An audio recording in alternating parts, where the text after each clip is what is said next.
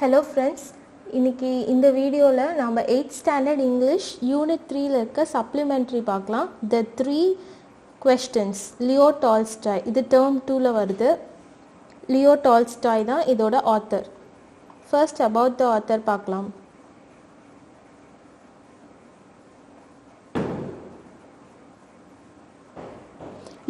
About the poet. Leo Tolstoy was a Russian writer who is regarded as one of the greatest authors of all times. He is best known for the novels War and Peace. War and Peace ஒரு ஃபேமஸான நாவல். அது வந்து Leo Tolstoy தான் எழுதினது. And ஆனா கரேனினா இதுவும் இவர் எழுதின நாவல் தான். 2 நாவலுக்கு இது ரெண்டும் இவரோட ரொம்ப ஃபேமஸான நாவல்ஸ். இவர் ஒரு ரஷ்யன் ரைட்டர். இந்த வீடியோவில் நம்ம என்ன பார்க்கலான்னா, நான் லைன் பை லைன் மீனிங்கோடு இந்த சாப்டர் நான் வந்து படித்து எக்ஸ்பிளைன் பண்ணுறேன். ப்ளஸ் இருக்கிற எல்லா exercise questions including question and answers எல்லாமே நான் வந்து இதில் போடுறேன். Okay, section 1. There was a king who had 3 questions in his mind that if he always knew the right time to begin everything, if he knew who were the right people to listen to and whom to avoid, and above all, if he always knew what was the most important thing to do, he would never fail in anything he might undertake.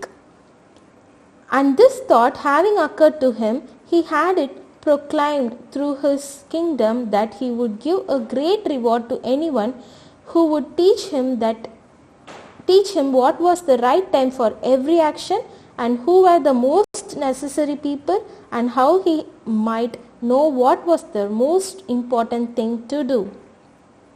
So first paraல என்ன சொல்லியிருக்காங்கன்னா, ஒரு king இருந்தார். அவருக்கு 3 questions இருந்துச்சு. அவர் right time, அவர் எப்பயுமே அந்த 3 கொஷின்ஸை வந்து கேட்குறதுக்கு கரெக்டான டைம் பார்த்து தான் வெயிட் பண்ணிட்டு இருந்தார். அதே மாதிரி ஒரு டைம் கேட்டுறாரு. என்னென்ன அந்த 3 கொஷின்ஸ் அவர் மைண்டில் இருந்துச்சு அப்படின்னா, ஃபர்ஸ்ட் ஒன், ஒரு விஷயத்தை செய்கிறதுக்கு எது கரெக்டான டைம். செகண்ட் கொஸ்டின் அவர் வச்சுருக்கிறது, யாரெல்லாம் கரெக்டான பீப்புள் நம்ம கூட வச்சுருக்கலாம், யார் சொல்கிற அறிவுரைகளை நம்ம கேட்கலாம், யாரை நம்ம சரௌண்டிங்கில் வச்சுக்கலாம், யாரெல்லாம் கரெக்டான பீப்புள் அப்படின்ட்டு. அது வந்து second question. And third question என்னென்னா, ஒரு what was the most important thing to do, அதாவது அந்த இதில் என்ன ரொம்ப முக்கியமான விஷயம் பண்ணுறதுக்கு. அது 3 கொஷின்ஸுமே தெரிஞ்சிருந்தா நான் எதுலேயுமே அவர் வந்து தோல்வி அடைய மாட்டார் அப்படின்ட்டு அவருக்கு தோணுருக்கு. ஸோ இதனால் என்ன பண்ணியிருக்காரு, ஹி ப்ரொக்ளைம்ட் அப்படின்னா அனௌன்ஸ்டு, அதோட மீனிங் அனௌன்ஸ்டு. ஸோ அவர் வந்து அவர் கிங்டமில் வந்து இந்த மாதிரி இந்த 3 கொஷின்ஸ்க்கு யார் கரெக்டாக பதில் சொல்கிறீங்களோ, எனக்கு டீச் பண்ணுறீங்களோ, அவங்களுக்கு வந்து நான் ஒரு நல்ல ரிவார்ட்ஸ் கொடுக்குறேன், நல்ல பரிசுகள்லாம் தருவேன் அப்படின்னு சொன்னோடனே சொல்லி அனௌன்ஸ் பண்ணிடுறாரு. And learned men came to the king, but they all answered his questions differently. In reply to the first question, some said that to know the right time for every action, one must draw up in advance a table of days, months and years, and must live strictly according to it. Only thus, said they, could everything be done at its proper time. Others declared that it was impossible to decide beforehand the right time for every action, but that not letting oneself be absorbed in ideal pastimes, one should always attend to all that was going on and then do what was the most needful. Others again said that however attentive the king might be to what was going on, it was impossible for one man to decide correctly the right time for every action, but that he should have a council of wise men who would help him to fix the proper time for everything. Okay, இந்த பேரால் என்ன சொல்கிறாங்க, okay இவர் வந்து இந்த பரிசு தொகையை நான் நிறையா கொடுக்குறேன், இதுக்கு யாரெல்லாம் கரெக்டாக ஆன்சர் சொல்கிறீங்க அப்படின்னு பார்க்கலாம் அப்படின்னு சொல்லியிருக்காரு. ஸோ அனௌன்ஸ் பண்ணோன்னே நிறைய பீப்புள் நிறைய இடத்துல இருந்து நல்லா படித்தவங்கலாம் வராங்க. அந்த ஃபர்ஸ்ட் கொஷின் இருக்குல்ல, எது கரெக்டான டைம் டு ஸ்டார்ட் சம்திங், அப்படிங்கிற கொஷனுக்கு நிறைய பேர் டிஃப்ரெண்ட் ஆன்சர்ஸ் சொல்கிறாங்க. ஒருத்தர் என்ன சொல்கிறாங்கன்னா, நீங்கள் வந்து ஒரு விஷயம் செய்கிறதுக்கு முன்னாடி ஃபர்ஸ்ட் நீங்கள் கேலண்டரில் ஒரு டைம் டேபிள் மாதிரி போட்டு வச்சுக்கோங்க. அதாவது இந்த நாள், இந்த மாதம், இந்த வருஷம் என்ன பண்ண போகிறேன் அப்படின்ட்டு எல்லாத்தையுமே பிளான் பண்ணி அதை வந்து ஸ்ட்ரிக்டாக அந்த படி நீங்கள் வாழுங்க, அது வந்து கரெக்டாக இருக்கும் அப்படின்னு சொல்கிறாங்க. இன்னொருத்தர் என்ன சொல்கிறாங்கன்னா, கண்டிப்பாக வந்து இது வந்து இம்பாசிபிள் தான், முன்னாடியே நம்ம இதெல்லாம் கணிச்சு வைக்கிறது, என்ன நடக்கும், அந்த கரெக்ட் டைமில் என்ன ஆக்ஷன் பண்ணுறது, அது எல்லாமே கணிக்கிறது ரொம்ப கஷ்டம்தான். ஸோ இங்கே பாருங்கள், not letting oneself be absorbed in ideal pastimes அப்படின்னா ஈர்த்து அதிலே உட்காந்து இருக்கிறது, மூழ்கி கிடக்கிறது. அப்சார்ப்னா மூழ்கி கிடக்கிறது. அந்த ஒரு சுச்சுவேஷனில் மூழ்கி கிடக்காமல் நம்மளுக்கு அப்பப்போ என்னென்ன வேலை இருக்கோ அது எல்லாமே அட்டென்ட் பண்ணிவிட்டு அதில் எது ரொம்ப இம்பார்ட்டண்ட்டாக இருக்கோ அது கொஞ்சம் நல்லா இம்பார்ட்டன்ஸ் கொடுத்து பண்ணுங்க அப்படின்ட்டு இன்னொருத்தர் சொல்கிறாங்க. மீதி பேர்லாம் என்ன சொல்கிறாங்கன்னா, நம்மளுக்கு எப்பயுமே எல்லா சுச்சுவேஷன்லையும் கரெக்டான டெசிஷன் எடுக்கிறது கஷ்டம்தான். அதனால் நம்ம எப்பயுமே ஒரு கவுன்சில் ஆஃப் வைஸ் மேன் அப்படின்னா அறிவாளிகள்லாம் சுற்றி வச்சுக்கிட்டா அது வந்து ரொம்ப பெட்டராக இருக்கும், நம்மளுக்கு அட்வைசஸ் நல்லா கொடுப்பாங்க அந்த கரெக்ட் டைமில் அப்படின்ட்டு சொல்கிறாங்க. ஓகே, நெக்ஸ்ட் பேரா. But then again others said there were some things which could not wait to be laid before a council, but about which one had at once to decide whether to undertake them or not. But in order to decide that, one must know beforehand what was going to happen. It is only magicians who know that, and therefore in order to know the right time for every action, one must consult magicians. Equally various were the answers to the second question. Some said the people the king most needed were his counselors, others the priests, others the doctors, while some said the warriors were the most necessary. So இதில் என்ன சொல்கிறாங்க அப்படின்னா, இப்போது நிறைய பேர் சொல்கிறாங்களே ரொம்ப படித்தவங்களை சரௌண்டிங்கில் வச்சுக்கோங்கன்ட்டு, அதுக்கு இன்னொருத்தர் அப்போஸ் பண்ணி சொல்கிறாங்க என்னென்னா, எப்பயுமேலாம் நம்மளால் அதை வந்து சுற்றி வச்சுக்க முடியாது, அவங்க எப்பயும் கரெக்டான டெசிஷன் சொல்லுவாங்களா அப்படின்னு நம்மளுக்கு தெரியாது. ஸோ நாம் தான் நம்மளுக்கு என்ன டெசிஷன் எடுக்கணுன்ட்டு அதை நாம் தான் டிசைட் பண்ணணும். அண்டு இது இப்படி டிசைட் பண்ணோம் அப்படின்னா நம்மளுக்கு என்ன அப்புறமா ஃப்யூச்சரில் நடக்க போகுது அப்படிங்கிறத முன்னாடியே நாம் தெரிஞ்சு வச்சுக்கிறது கரெக்டாக இருக்கும். அதுக்கு வந்து மெஜிஷியன்ஸ், அதாவது மந்திரவாதிகள், அவங்க தான் கரெக்டாக இருப்பாங்க இந்த மாதிரி விஷயத்துக்கு, அவங்கள கன்சல்ட் பண்ணுறது அப்படின்ட்டு இன்னொருத்தர் சொல்கிறாங்க. ஸோ மற்ற பேர்லாம் என்ன சொல்கிறாங்கன்னா, இதே மாதிரி தான் கவுன்சிலர்ஸ், அதாவது மந்திரிகள்லாம் இருப்பாங்களா, அவங்களாம் கூட வச்சுருந்தா அது பெட்டராக இருக்கும். இல்லை வந்து ப்ரீஸ் அப்படின்னா இந்த அரசவையில் இருப்பாங்கள்ல இந்த சாமியார்கள், அந்த மாதிரி அவங்க. அதுக்கப்புறம் டாக்டர்ஸ் கூட வச்சுக்கோங்க, இல்லை வேரியர்ஸ்னால் சோல்ஜர்ஸை கூட வச்சுக்கோங்க. இதில் வந்து இந்த மாதிரி செகண்ட் கொஷனுக்கும் இதே மாதிரி தான் ஆன்சர் வருது. செகண்ட் கொஷின் என்ன கேட்டிருந்தாரு, யாரை கூட வச்சுக்கலாம், யாரை விலைக்கு வச்சுக்கலாம், எது பெட்டராக இருக்கும் அப்படின்னு கேட்குறாரு. அதுக்கு தான் இந்த ஆன்சர்ஸ்லாம் வருது. நெக்ஸ்ட் தேர்ட் கொஷின் பாருங்கள். To the third question as to what was the most important occupation, some replied that the most important thing in the world was science. Others said it was skill in warfare, and others again that it was religious worship. All the answers being different, the king agreed with none of them and gave the reward to none. But still wishing to find the right answers to his questions, he decided to consult a hermit, widely renowned for his wisdom. Okay, third கொஷின்ஸ்க்கு என்ன மாதிரி answers வருது? Third question என்ன சொல்கிறான்னா, எந்த விஷயத்த நம்ம பண்ணால் கரெக்டாக இருக்கும் அந்த இதில் அப்படின்னு கேட்குறதுக்கு, நீங்கள் வந்து பெஸ்ட்டு ஆக்குபேஷன் என்னென்னா சயின்ஸ் தான் வந்து இந்த உலகத்துலேயே ரொம்ப முக்கியமான விஷயம். ஸோ சயின்ஸ் நம்ம எடுத்துக்கிறது பெட்டர்.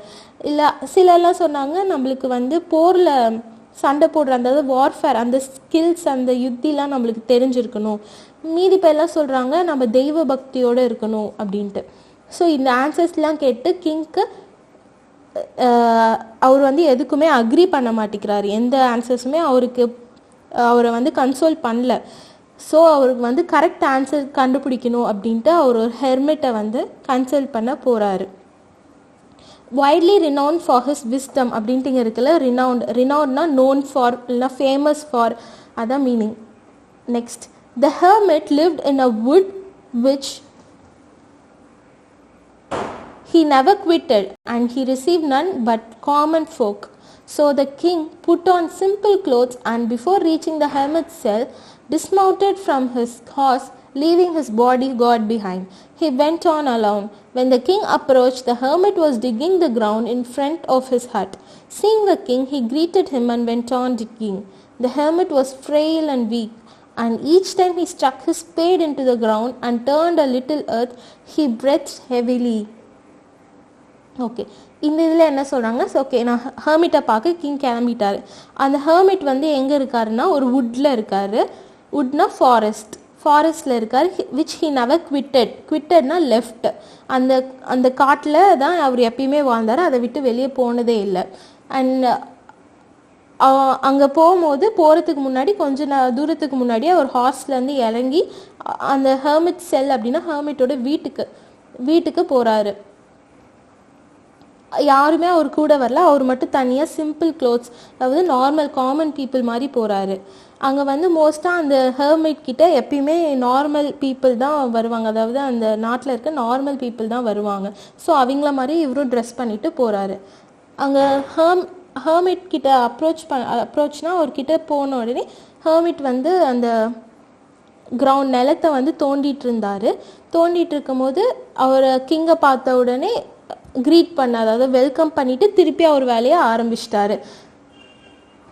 அவர் ரொம்ப ஃப்ரெயில் அண்ட் வீக், அப்படின்னா ரொம்ப பாடி வந்து ரொம்ப வீக்காக இருக்கார், எனர்ஜி இல்லாத மாதிரி இருக்கார்.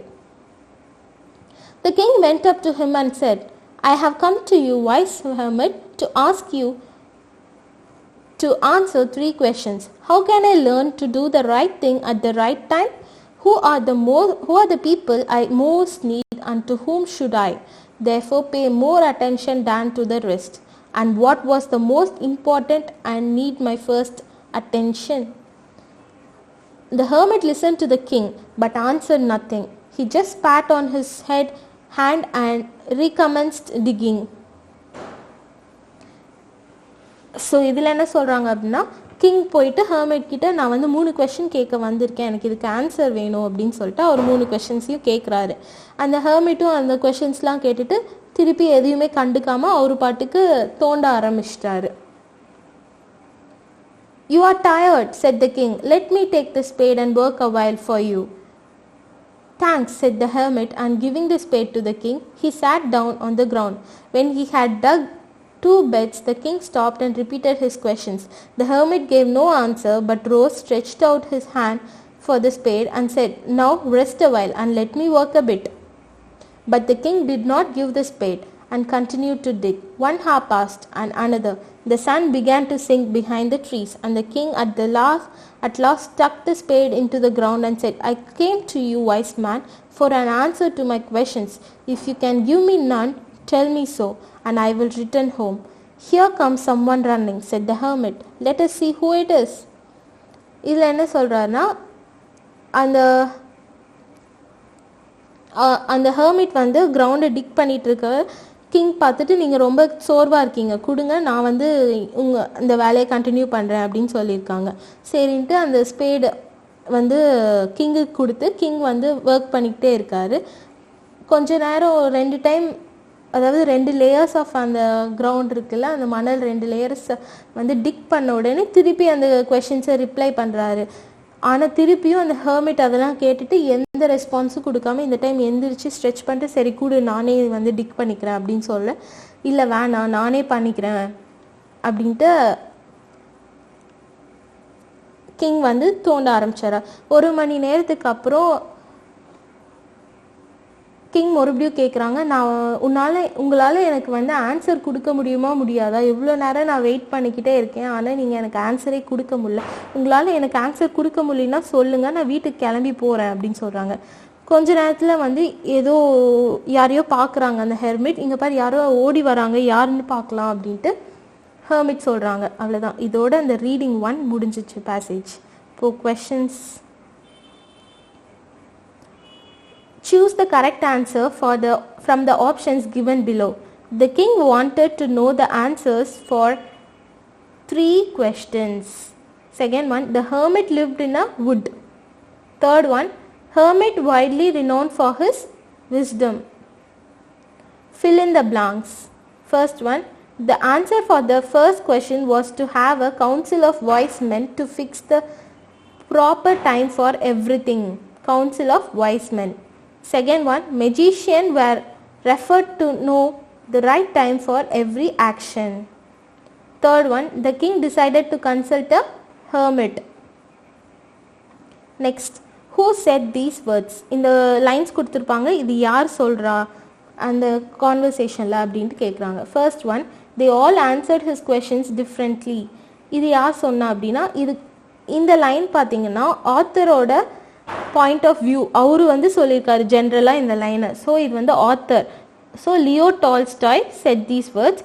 அண்ட் இங்கே சப்போஸ் கேட்டாங்கன்னா தே அப்படிங்கிறது ரெஃபர்ஸ் டு லேர்ன்டு மென். ஆன்சர் பண்ண வந்தாங்கல்ல அந்த கொஷின்ஸ்லாம் அவங்களாம் லேர்ன்டு மென்ல. So they refers to learned men and his refers to the kings. அதாவது kings questions. Okay, kings. Second one, how can I learn to do the right thing at the right time? இது யார் சொன்னால்? King. Third one, now rest a while and let me work a bit. The hermit சொல்லியிருக்காரு.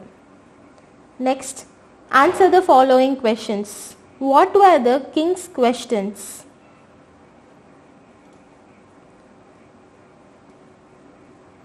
The king's questions were, first one, what was the right time for every action? Second question, who were the most necessary people? And third question, how to know what was the most important thing to do?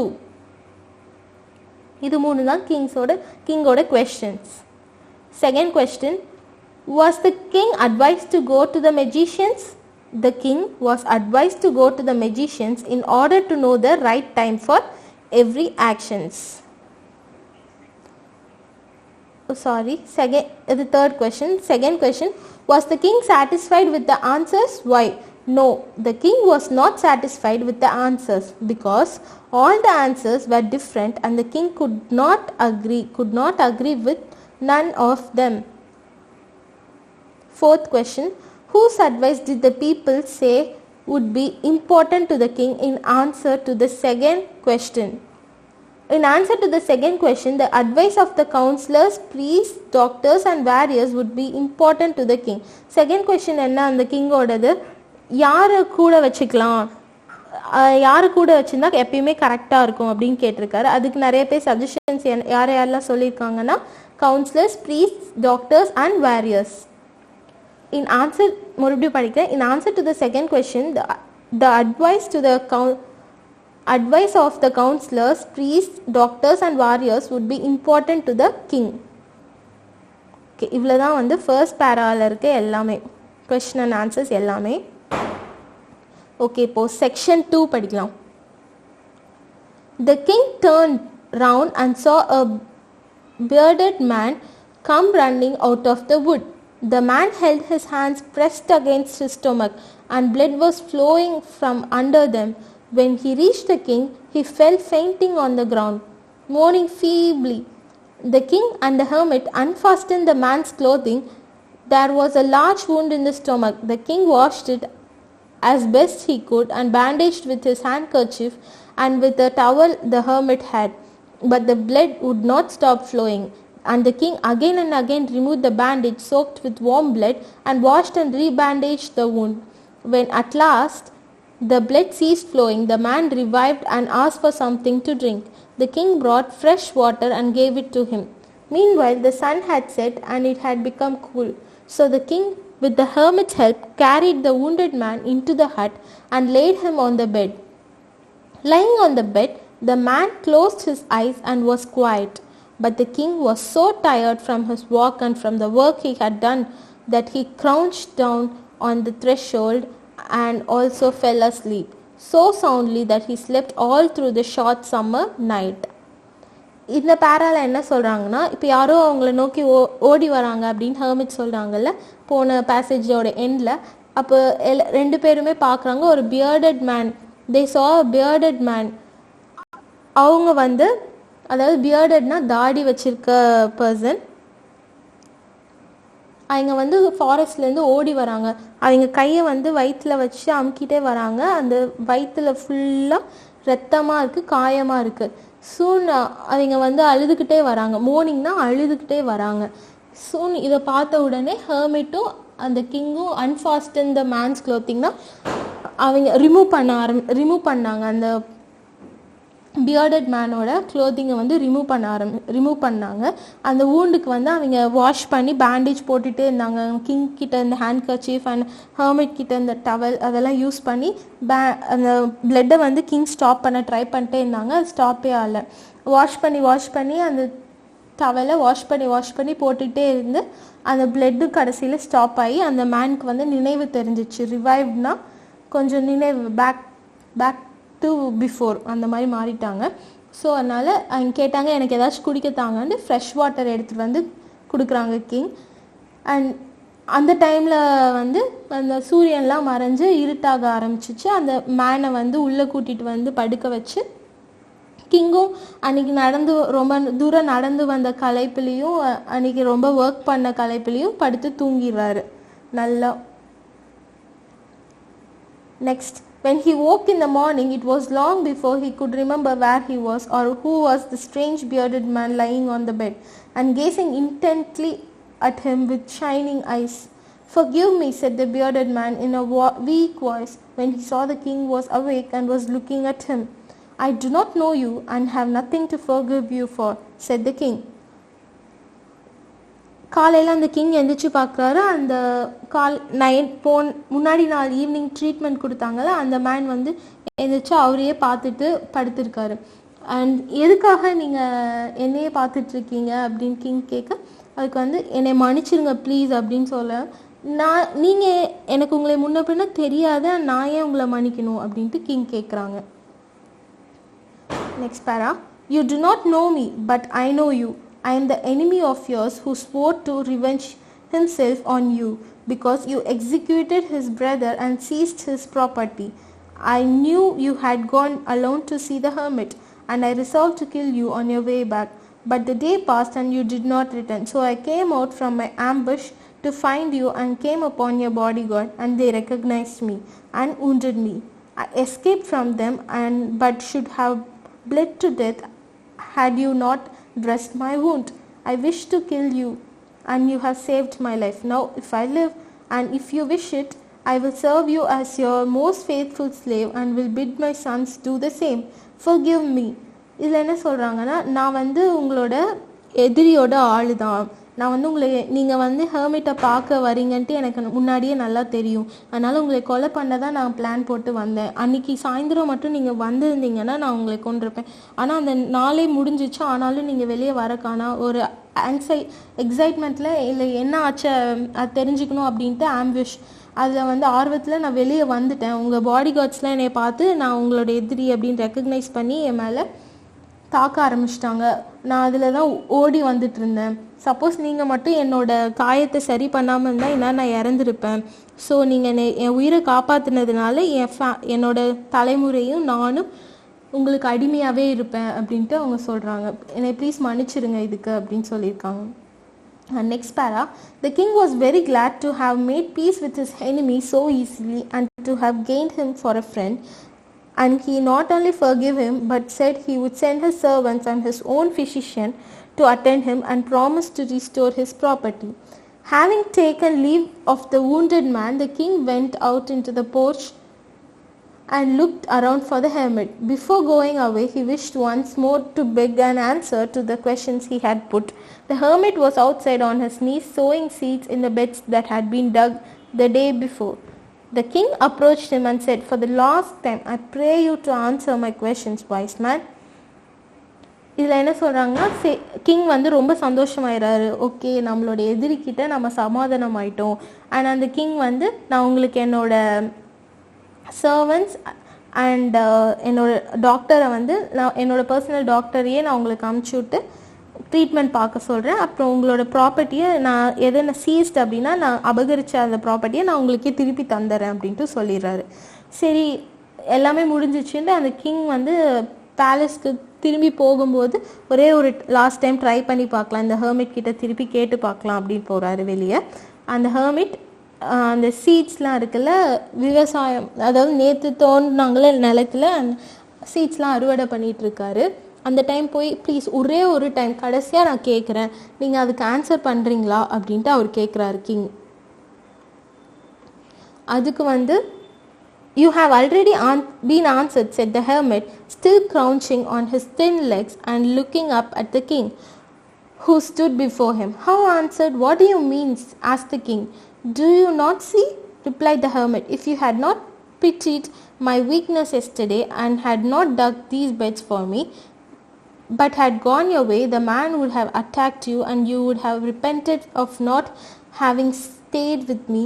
So the most important thing was when you were digging the beds, and I was the most important man, and to do me good was your most important business. Afterwards, when the man ran to us, the most important time was when you were attending to him, for if you had not bound up his wounds, he would have died without having made peace with you. So he was the most important man, and what you did for him was your most important business. Remember then, there is only one time that is important now. It is the most important time because it is the only time when we have any power. The most necessary person is the one whom you are, for no man knows whether he will ever have dealings with anyone else, and the most important affair is to do that person good, because for that purpose alone was the man sent into this life. இதில் என்ன சொல்கிறாங்க அப்படின்னா, hermits எந்திரிச்சு சொல்கிறார், உங்களோட question நான் ஏற்கனவே answer ஆயிடுச்சு அப்படின்னா, எங்கே ஆன்சர் பண்ணீங்க, என்ன சொல்கிறீங்க அப்படின்னு கிங் கேட்க அவர் சொல்கிறாரு, இப்போது நீ என்னை பார்த்து பரிதாபப்பட்டு அந்த கிரவுண்ட் டிக் பண்ண ஹெல்ப் பண்ணல அப்படின்னா, நீ பாட்டுக்கு அதை விட்டுட்டு நீ பாட்டுக்கு போயிருந்தீங்கன்னா அவன் உன்னை கொண்டிருப்பான். அப்போ நீ யோசிச்சிருப்பச்ச நம்ம அவங்களோடய இருந்திருக்கலாமே அப்படின்ட்டு. அது நீ பண்ணாமல் எனக்கு பிட்டி பண்ணி டிக் பண்ணியிருக்க. ஸோ அந்த மூமெண்ட்டில் அதுதான் முக்கியமான வேலை, அண்ட் அந்த மூமெண்ட்டில் நான் தான் ஒரு முக்கியமான இம்பார்ட்டண்ட் பர்சன், அண்ட் நீ எனக்கு நல்லது செய்கிறது தான் உன்னோட அந்த மூமெண்ட்டில் இருந்த இம்பார்ட்டண்ட் வேலை அப்படின்ட்டு சொல்கிறாரு. இதில் மூணுமே அவர் கொஷின் இன்க்ளூட் ஆயிடுச்சு. நெக்ஸ்ட்டு இன்னொன்று சொல்கிறாரு, இப்போது அந்த பர்சன் நம்மக்கிட்ட ஓடி வராரு, அவருக்கு நீ அந்த டைமில் அவரை அட்டென்ட் பண்ணி அவரை க்யூர் பண்ணுறது தான் உன்னோட முக்கியமான வேலை அந்த டைமில். அண்ட் சப்போஸ் அந்த பர்சன் நீ அட்டென்ட் பண்ணாமல் அவர் இறந்துருந்தானா அவரோட நீ சமாதானமாக இருக்க மாட்ட. And the last thing, and அந்த மூமெண்ட்டில் உன்னோட முக்கியமான வேலை அந்த பர்சனுக்கு நீ அட்டென்ட் பண்ணது தான் அப்படின்ட்டு சொல்கிறாரு. ஸோ இதில் என்ன நீ தெரிஞ்சுக்கிற அப்படின்னா, இந்த மோஸ்ட் இம்பார்ட்டண்ட் டைம், கரெக்டான டைம் எது அப்படின்னா இப்போதான், த ப்ரெசன்ட் மூமெண்ட், அதுதான் இம்பார்ட்டண்ட் டைம் அப்படின்ட்டு சொல்கிறாரு. அண்ட் நெக்ஸ்ட், அந்த டைம் யார் மோஸ்ட் இம்பார்ட்டண்ட் பர்சன் அப்படின்னா நீ மட்டும்தான் அந்த இதில் இருக்க இம்பார்ட்டண்ட் பர்சன். ஏன்னா யாருக்குமே தெரியாது யாரை நம்ம அடுத்தடுத்து நம்ம லைஃப்பில் சந்திக்க போகிறோன்ட்டு. ஸோ அந்த மூமெண்ட்டில் யார் நம்மளுக்கு கூட இருக்காங்களோ நாம் மட்டும்தான் நம்ம கூட இருப்போம். ஸோ நாம் தான் எப்பயுமே நம்மளுக்கு இம்பார்ட்டண்ட் பர்சன் அப்படின்னு சொல்கிறாங்க. And best thing to do அப்படிங்கிறது கொஷனுக்கு ஆன்சர், அந்த டைமில் நீ என்ன பண்ணுறியோ அதை நீ கரெக்டாக பண்ணு, அதுதான் பெஸ்ட் திங் டு டூ அப்படின்னு சொல்கிறாரு. இதுதான் இந்த சப்ளிமெண்ட்ரி செகண்ட் பேசேஜ் ரீடிங்கோடது. And question and answer exercise பார்க்கலாம். Write true or false for the following statement. First one, the bearded man was an enemy of the king. True. Second one, the king and the hermit refused to help the wounded man. False. Third, the wounded man asked for the king's forgiveness. True. Fourth, the king promised to restore the property of the bearded man. True. B. Match. Physician, medical practitioner. Restore, bring back, repent, regret, ambush, surprise attack. See, answer the following questions.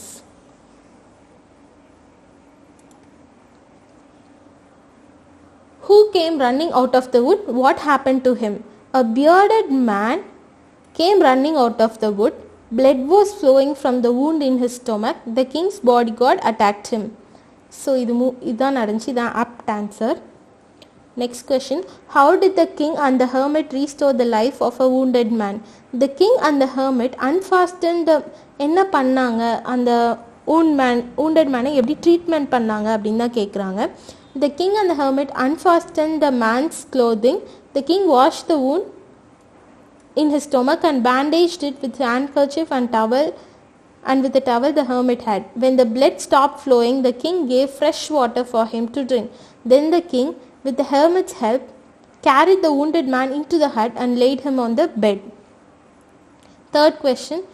Why did the king sleep through the night? The king was so tired from his walk, from the digging work with the spade, and from putting all his effort to save the bearded man. So he slept soundly through the night. Fourth one. What were the changes in the behavior of the wounded man at the end? The wounded man was the enemy of the king.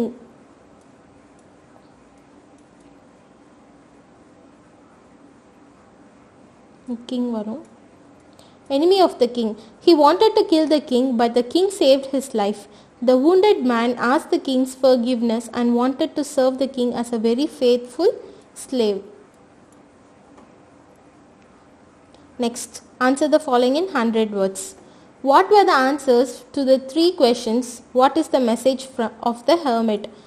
For the first question of the king, what was the right time for every action? The answer was the most important time was when the king was digging the beds. The answer for the second question, who were the most necessary people, was the hermit was the most important man. The final question was, what was the most important thing to do?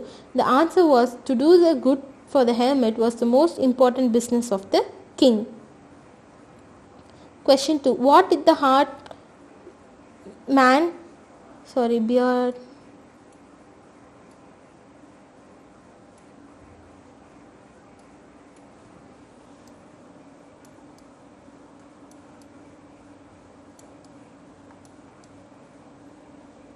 What did the beard man ask?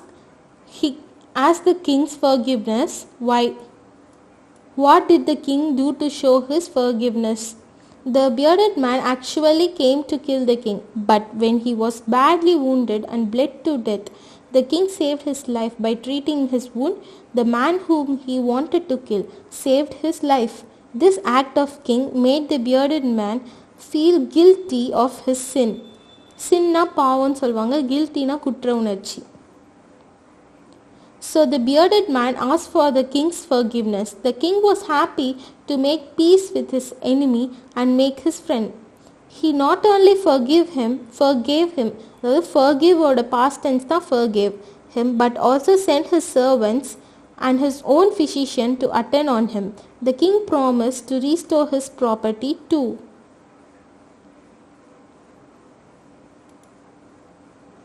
Okay, இது எல்லாமே question and answers எல்லாமே answer பண்ணியாச்சு. Next one, last. Read the English folk tale given below and fill up the blank spaces with suitable words. இங்க கொடுத்துக்க words வச்சு இங்க fill பண்ணும். First, there were once 3 tortoises, a father, a mother and a baby. On one fine morning during spring, they decided that they would like to go for a picnic. They picked the place where they would go, a nice wood at some distance, and they began to put their things together. They got tins of cheese, vegetable, meat and fruits. They were ready for the picnic. They set out carrying their baskets. After 18 hours, they sat down for rest. They enjoyed the picnic very much. இதுதான் அவ்வளோதான், இது ஃபுல்லாக முடிஞ்சது. Okay friends, hope it was useful. Thank you.